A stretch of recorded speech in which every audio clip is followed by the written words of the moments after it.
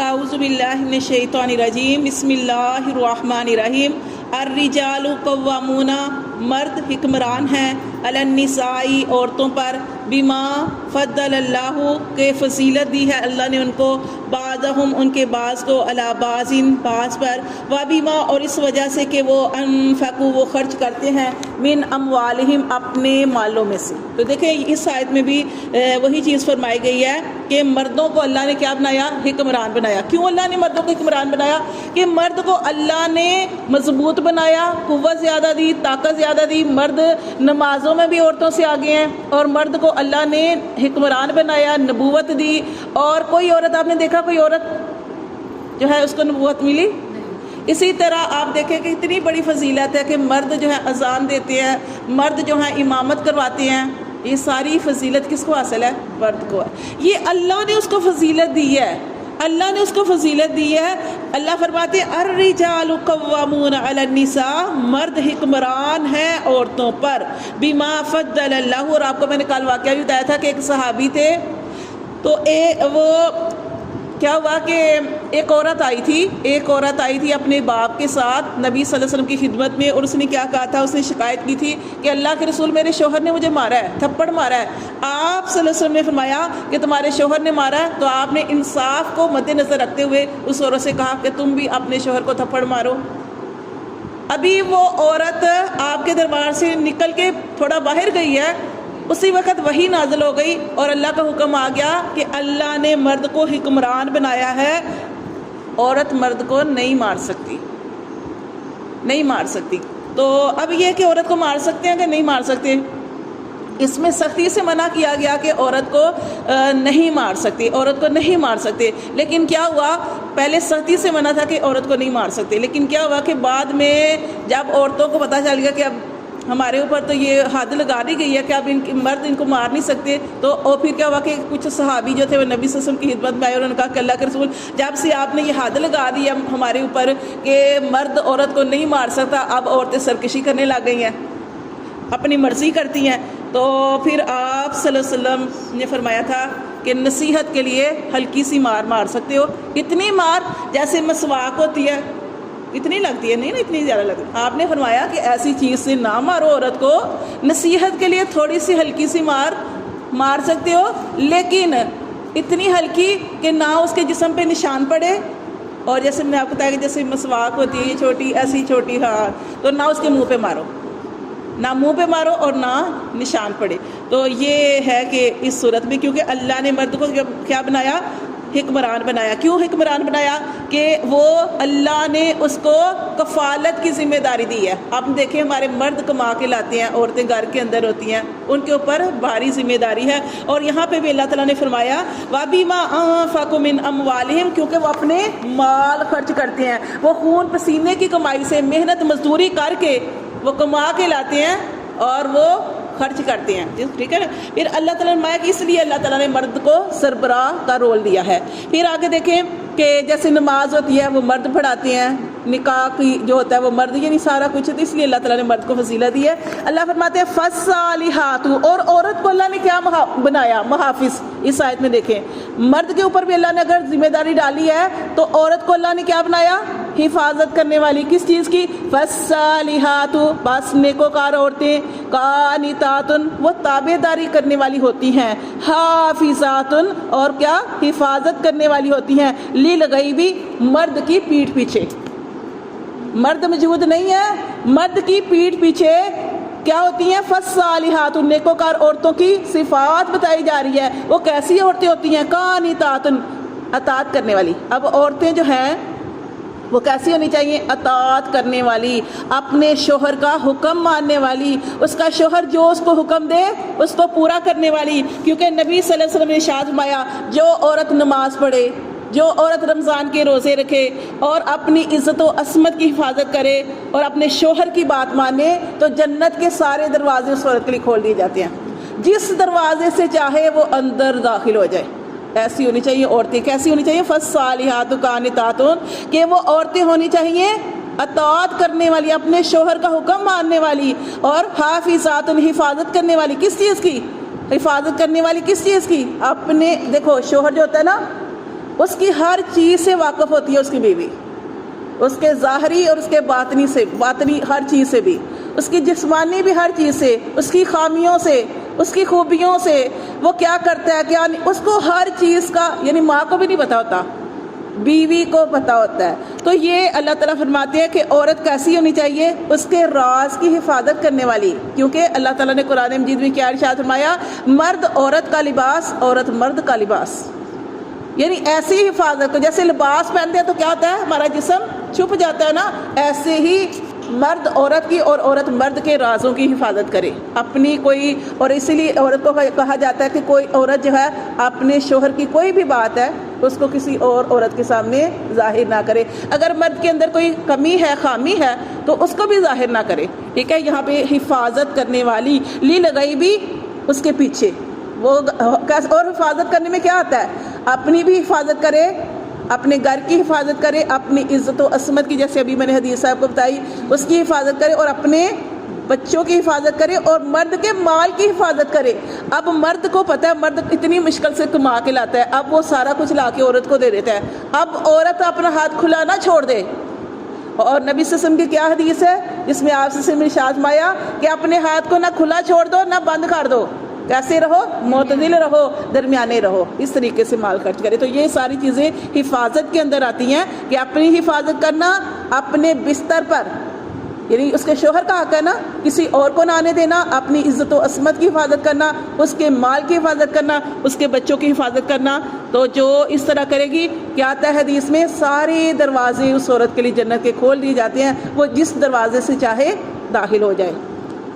پھر اللہ تعالیٰ فرماتے ہیں کہ اگر وہ حفاظت کرے گی بما حافظ اللہ، تو اس کے ساتھ ہوگی اللہ کی حفاظت۔ اگر آپ کوشش کرتے ہیں تو اللہ تو قدردان ہے نا، اللہ قدردان ہے۔ اور اگر ایک عورت حفاظت ہی نہیں کرنے والی، اپنے گھر کو کھلا چھوڑا ہوا ہے، اپنے شوہر کے مال کی حفاظت نہیں کر رہی، اس کے بچے جو ہے وہ بھوکے ہیں، کھانے کا نہیں پتا کہ ان کو کھانا کھلانا ہے، جیسے مرد کے اوپر ذمہ داری ہے، گھر کے اندر عورت کی ذمہ داری ہے۔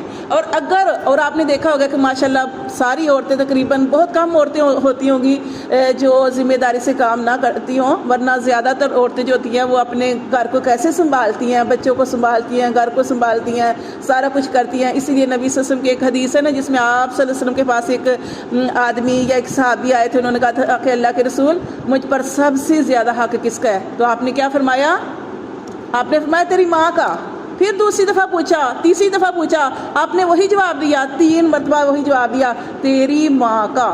چوتھی دفعہ پوچھا، پھر آپ نے فرمایا تیرے باپ کا۔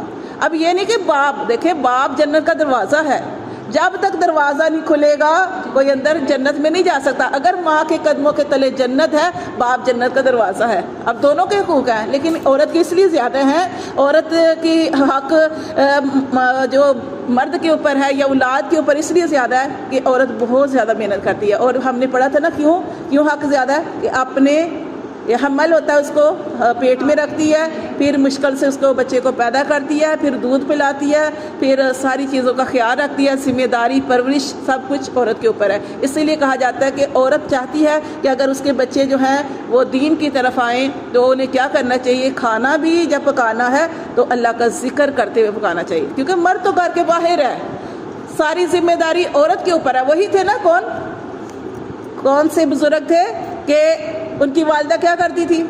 سپاروں کی حافظہ تھی۔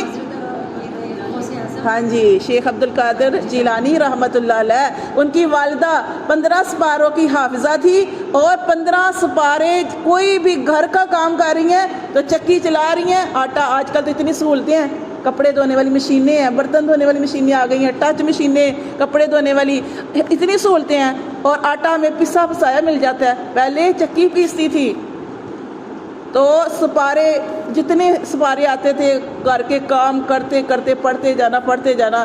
تو دیکھیں الحمدللہ کیسے اللہ تبارک و تعالیٰ نے ان کے بچے کو جب داخل کروایا گیا تو کیسے انہوں نے 15 سپاروں کے حافظ سے، وہ کیونکہ جو عمل ماں کرتی ہے نا وہ بچوں کو کہنا نہیں پڑتا، خود سن کے ان کو آ جاتا ہے۔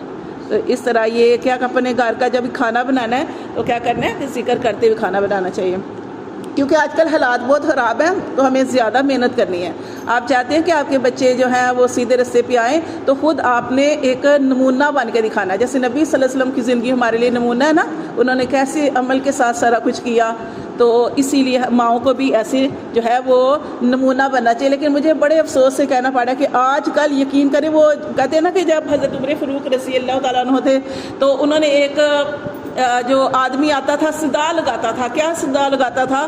کہ اللہ سے ڈرو آخر مرنا ہے, یعنی اس طرح کی کوئی صدا لگاتا تھا. تو حضرت عمر فاروق اس کو کیا دیتے تھے؟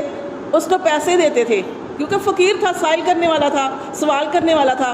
تو حضرت عمر فاروق نے اسے کہا کہ ہر مہینے آیا کرو, ہر مہینے آیا کرو, میں تمہیں پیسے دوں گا. وہ آتا اور حضرت عمر فاروق اس کو پیسے دیتے, جب بھی وہ آتا پیسے دیتے. تو ایک دن حضرت عمر فاروق نے کیا کہا, اس سائل سے کہا اب بنانا, اب بنانا. وہ سائل تھا, مانگنے والا تھا, اس نے کہا کہ آپ کوئی اور آپ کو مل گیا, یعنی یہی اس نے سوچا نا کہ اب کوئی اور مل گیا تو آپ مجھے کہہ رہے نہ آنا. تو حضرت عمر فاروق نے کہا کہ نہیں, میرے سر میں سفید بال آ گیا. سوچیں, میرے سر میں سفید بال آ گیا, اب میرا سفید بال مجھے یاد دلاتا رہے گا کہ میں نے مرنا ہے. اور یقین کریں آج میں وہی بات آپ کو کرنے لگی ہوں کہ آج بڑے افسوس کی بات ہے, اتنے افسوس کی بات کہ آج کل جو ہمارے بزرگ جن کے سر میں سفید بال آ جاتے ہیں نا, وہ جا کے کلر کروا لیتے ہیں, کلر کروا لیتے ہیں. سفید بال لگانا ہے تو مہندی لگاؤ, لگانی ہے تو مہندی لگاؤ. مہندی لگانے سے منع نہیں کیا, یہ جو مہندی ہوتی ہے, ٹھیک ہے, یہ جو کالا کلر سخت منع ہے, سخت منع ہے. یہ جو کالے کلر کا کرتے ہیں نا, تو یہ میں آپ کو بتا رہی ہوں کہ ہمیں پھر کہاں سے موت یاد آئے گی جب ہم ہر وقت, یہ تو تھا نا کہ وہ بال آ گیا, کنگھی کر کے آپ کو پتا ہے میرے سفید بال, وہ ایک ہوتا ہے کہ اب ہم آگے جانا ہے. ہم نے اب ہماری زندگی کی شام ہونے والی ہے, اثر ہو گئی ہے, اب مغرب ہونے والی ہے, بس ختم ہونے والے ہم. لیکن جب اپنے آپ کو ہر دم ہم فٹ کر کے رکھیں گے تو پھر ہمیں کہاں سے موت یاد آئے گی. تو یہ بڑے افسوس کی بات ہے. میں نے بہت ساری عورتوں کو دیکھا ہے کہ پھر وہ اس طریقے سے کر لیتے ہیں. دیکھیں موت پھر کیسے یاد آ رہی ہے, پتہ نہیں آج کل فیشن یا جو کچھ ہم نے بنا رکھا ہے, یہ ساری چیزیں ہمیں دین سے دور کر رہی ہیں. تو دیکھیں اللہ تعالیٰ فرماتے ہیں کہ بیما حافظ اللہ, ساتھ ہوگی ان کے عورتوں کے اللہ کی حفاظت. واللاتی, اور وہ دو عورتیں نہیں, واللاتی اور وہ عورتیں تخافون جن کا تمہیں ڈر ہو, نشوزہن ان کی سرکشی کا. دیکھیں اوپر میں نے عورتوں کی صفات پڑھی جس میں میں نے کہا کہ فالصالحات قانتات حافظات, کہ عورتیں نیکوکار کیسی ہونی چاہیے, اطاعت کرنے والی, حفاظت کرنے والی اپنے شوہر کے پیچھے سے, گھر بار کی ہر چیز کی. یہاں پہ اللہ نے فرمایا واللاتی تخافون نشوزہن, وہ عورتیں جن کا تمہیں ڈر ہوگا کہ وہ سرکشی کریں گی. سرکشی کیا؟ اپنے شوہر کی بات نہیں مانیں گی, اپنے شوہر کی اطاعت نہیں کریں گی, ان کا شوہر ان کو بلائے ان کے پاس نہیں جائیں گی. اگر نہیں جائیں گی تو فرشتے ساری رات اس عورت کے اوپر لعنت کرتے رہتے ہیں کہ یہ شوہر کا حق ہے, اسی لیے مرد نے شادی کی ہے. اللہ فرماتے ہیں وہ عورتیں جن سے تمہیں ان کی سرکشی کا ڈر ہو, تمہاری بات نہیں مان رہی, تو فائزوہن, ان عورتوں کو کیا کرو, سمجھاؤ. اس میں 3 چیزیں آئی ہیں. ایک آیا فائزوہن, ان کو سمجھاؤ, واہجروہن فی المضاجع, پھر بستروں سے علیحدہ کر دو, واضربوہن, اور ان کو ہلکی مار مارو. 3 چیزیں آئی. اب پہلی چیز کیا تھی, ان کو سمجھانا ہے, لیکن ہم کیا کرتے ہیں, تیسری چیز کو پہلے لیتے ہیں, واضربوہن, پہلے مارتے ہیں. عورت کو کیسے سمجھانا ہے؟ اللہ تعالیٰ نے فرمایا نرمی کے ساتھ. پہلی چیز جو ہے اس کو پہلے لو کہ اپنی عورتیں, اگر تمہاری عورتیں تمہاری بات نہیں مان رہی, ان کو پیار سے سمجھاؤ. واہجروہن, اگر وہ نہیں بات مان رہی, نہیں سمجھ رہی, واہجروہن فی المضاجع, تو پھر ان کو بستروں سے علیحدہ ہو جاؤ, یا ان کو علیحدہ کر دو, یا پھر دوسرے کمرے میں چلے جاؤ. ٹھیک ہے, یہ دوسری صورت ہے. تیسری صورت یہ ہے واضربوہن, پھر ان کو ہلکی سی مار مارو. ہلکی سی مار مارنا کیوں ضروری ہے؟ تاکہ وہ سیدھے رستے پہ آ جائیں. کیونکہ اگر عورتوں کو کنٹرول نہ کیا جائے تو عورت سرکش ہو جائے گی, گھر کے حالات خراب ہو جائیں گے. تو اس لیے یہ تیسرا حربہ جو ہے وہ بعد میں استعمال کرنا ہے, مارنے والا. پھر اللہ فرماتے ہیں اگر تم نے یہ تینوں صورتیں کر لی, فَإِنْ أَطَعْنَكُمْ, پھر اگر وہ تمہاری اطاعت کر لیں, سمجھ جائیں, تمہاری بات مان لیں, فَلَا تَبْغُوا عَلَيْهِنَّ سَبِيلًا, پھر ان عورتوں پر کوئی سرکشی نہیں ہے, کوئی سرکشی کی راہ تلاش مت کرو. إِنَّ اللَّهَ, بے شک اللہ کانا ہے, عَلِيًّا کبیرہ, بہت بڑا, بلند مرتبہ اور بڑا.